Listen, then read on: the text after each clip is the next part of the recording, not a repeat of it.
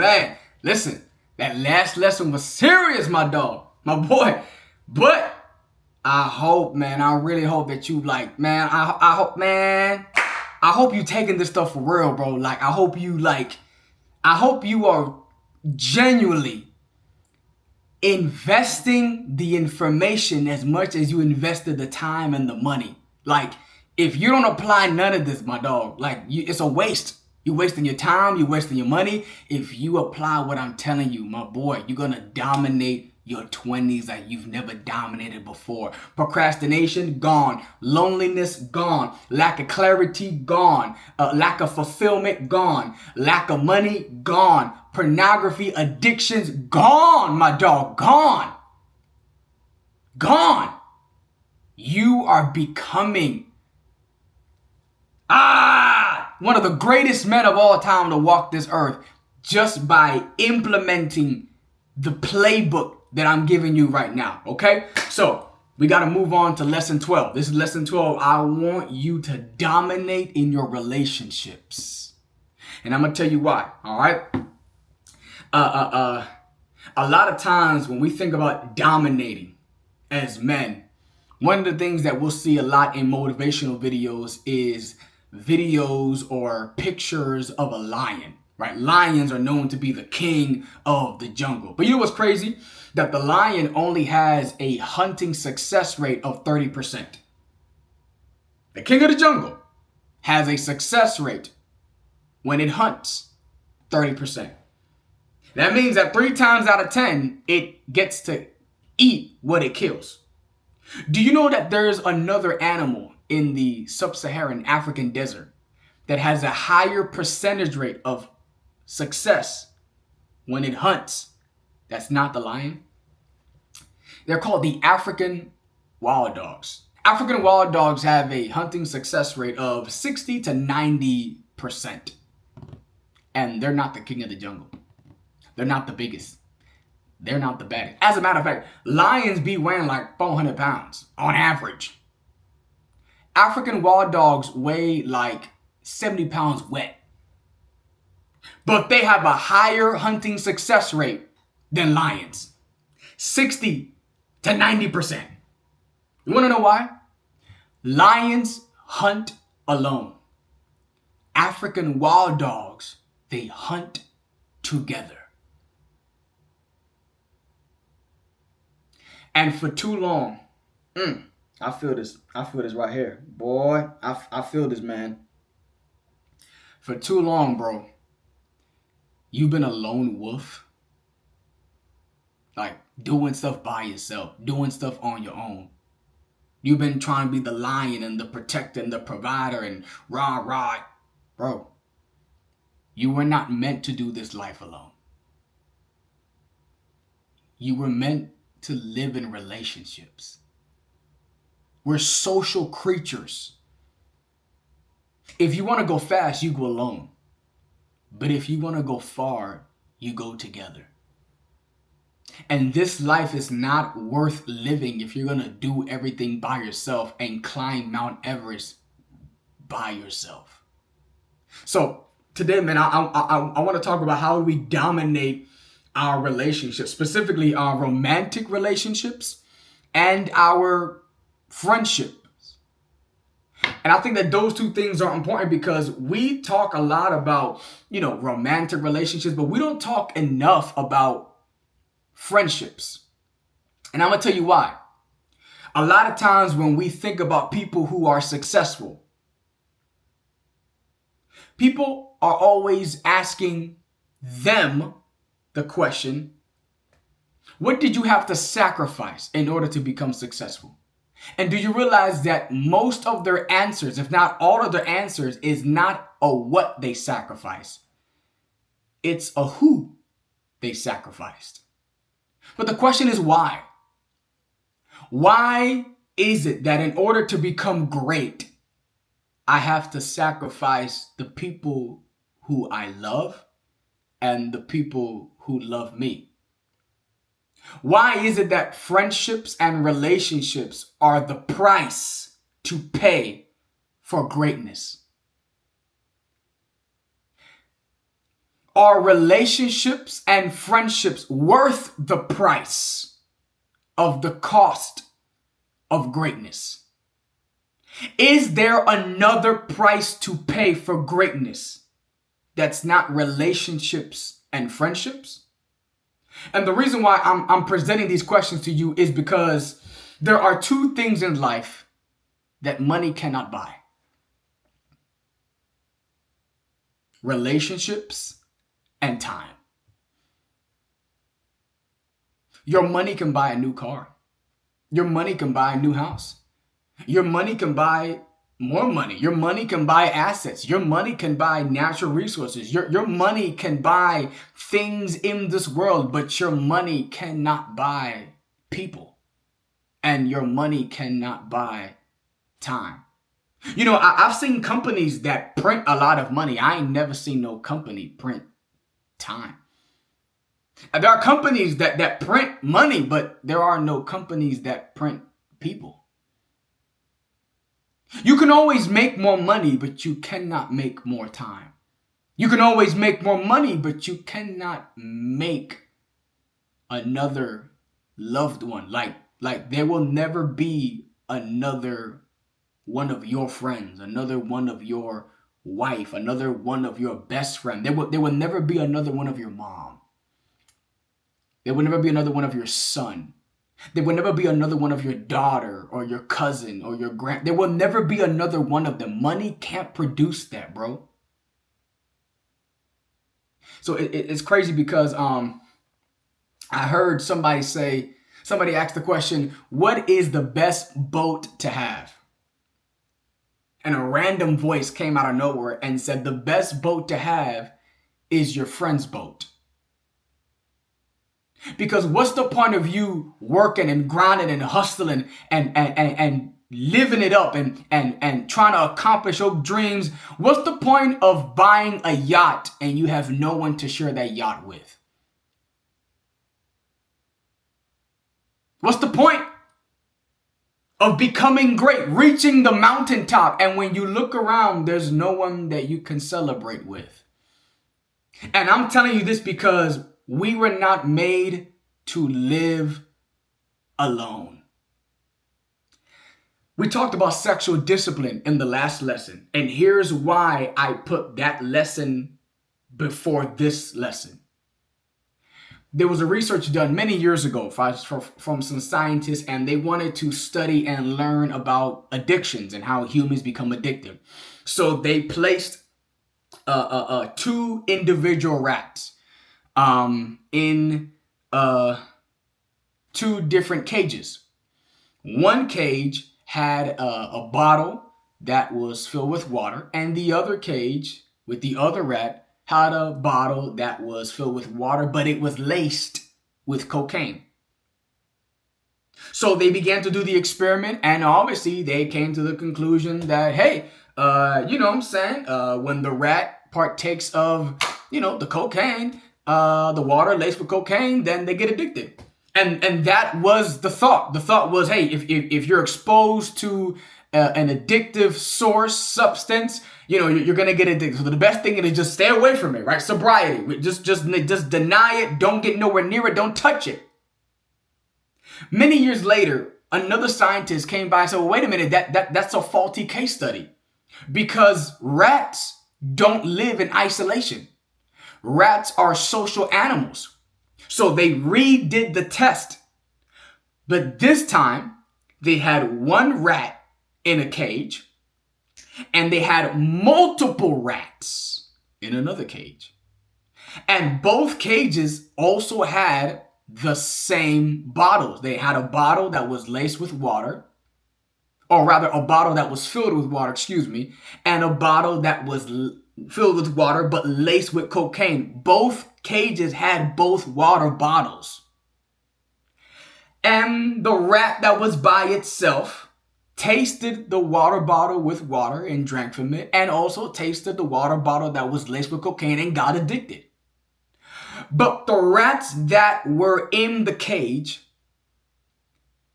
they had a community, they had friends, they had fun, they set up what they call rat park.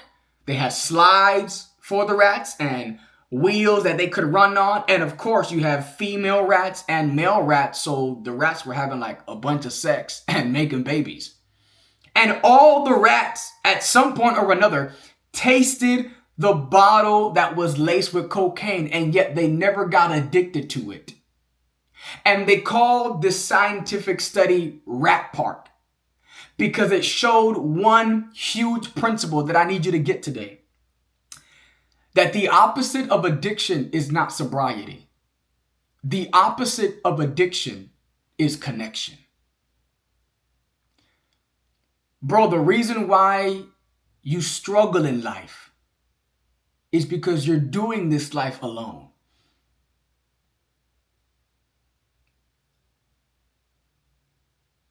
You need connection. Like, you need friends. You need to be around other people. And I know that that may be difficult because some of us, man, listen, we've been hurt by people. I get it, okay? We've been betrayed by people. I get it, okay? We've been humiliated and embarrassed. And I get it, okay? And some of us, we have had certain traumas and abuses and scars that it's hard for us to trust people. Some of us, I get it. The friends that we had, we've just kind of grown apart. I get it. It's life. But you need connection. You can't do this life by yourself. Especially when we talk about sexual discipline.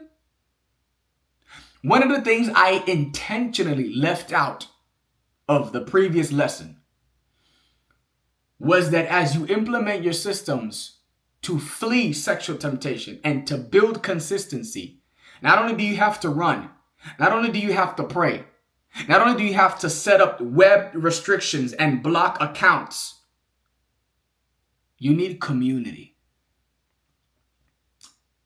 You need accountability.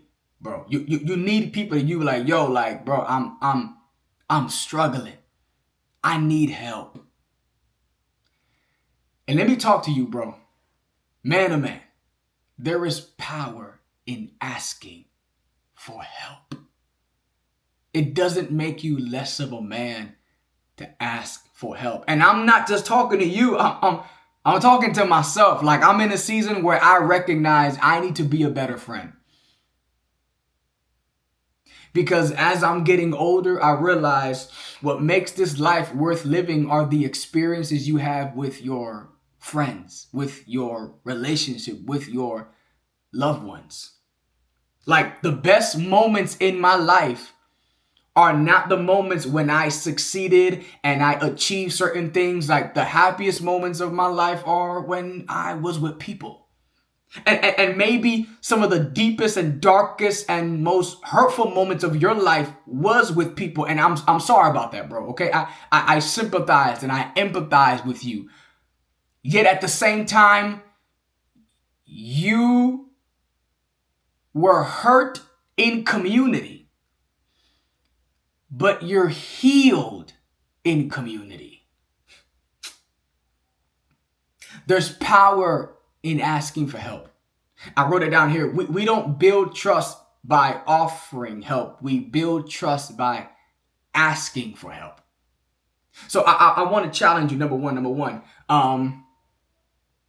If you have friends, you got male friends. I'm talking to us fellas. It's just us, all right? You got some homeboys. They're your friends. I want you to call them. Run the play. Okay, this is the play, bro. Run the play. Okay? No, hey, listen. No audibles. Don't change what I'm telling you to do. Run the freaking play. All right? Number one, call your friends. Tell them, I love you. And tell them why. Tell them I love you. Tell them why. Tell them what they mean to you. Because in the same way, how would it make you feel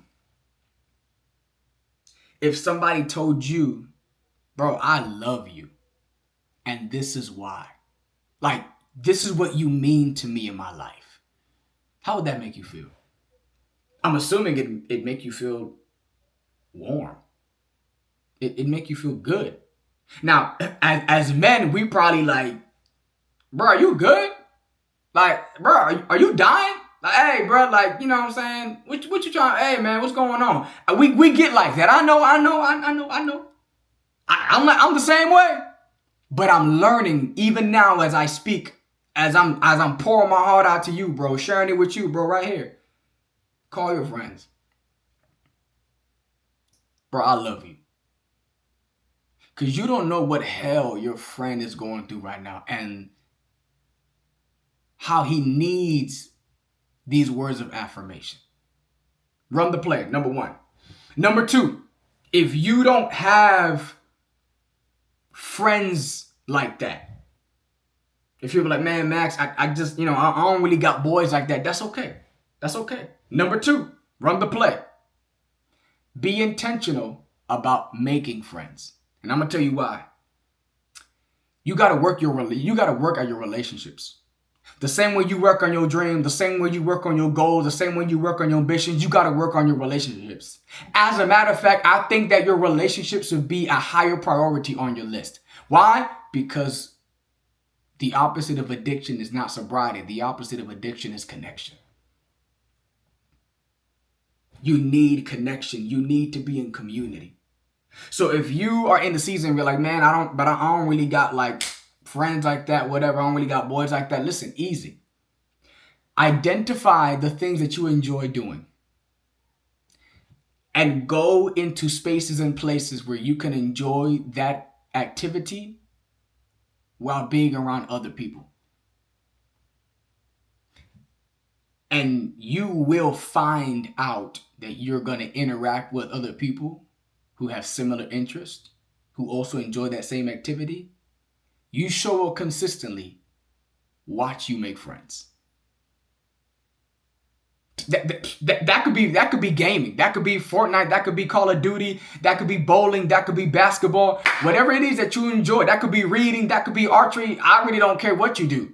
But if you enjoy it, go into that space with an open mind. Like, hey, I'm gonna be courageous about this. I'm gonna be brave.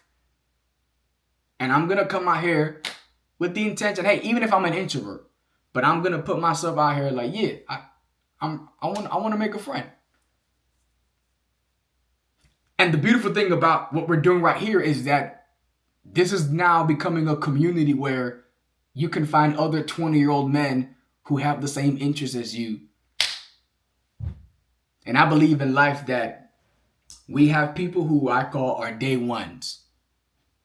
I mean, they are road dogs since we was in elementary school. I mean, we've seen them like all kind of stages and phases of life. Like we know they mamas from way back when. That's my day ones. I got some day ones. They know who they are.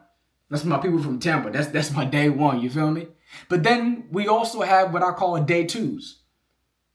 These are people who you did not grow up with, people who don't know where you're from, who you are, but your paths just crossed at the right time, at the right place. And you found similar interests and you maybe went through similar challenges and you can bond over those things and a friendship can be forged. Friendships that turn into brotherhood. Friendships, bro. Lastly, when it comes to your relationships, romantic ones, here's the key. Here's how you dominate in your romantic relationships. It's the same way you dominate in your friendships. Be present. Be present. Every moment that you're with your girl, you're never going to get that moment back again. So get off your phone. Turn off the TV. Spend some time. Be there. Be present. Not just in body, but in mind and in spirit. Be there. With your friends, you go out. Be there. Put work aside. Be present. Enjoy the moment. And this is why this is going to be the longest video out of all the modules, out of all the lessons.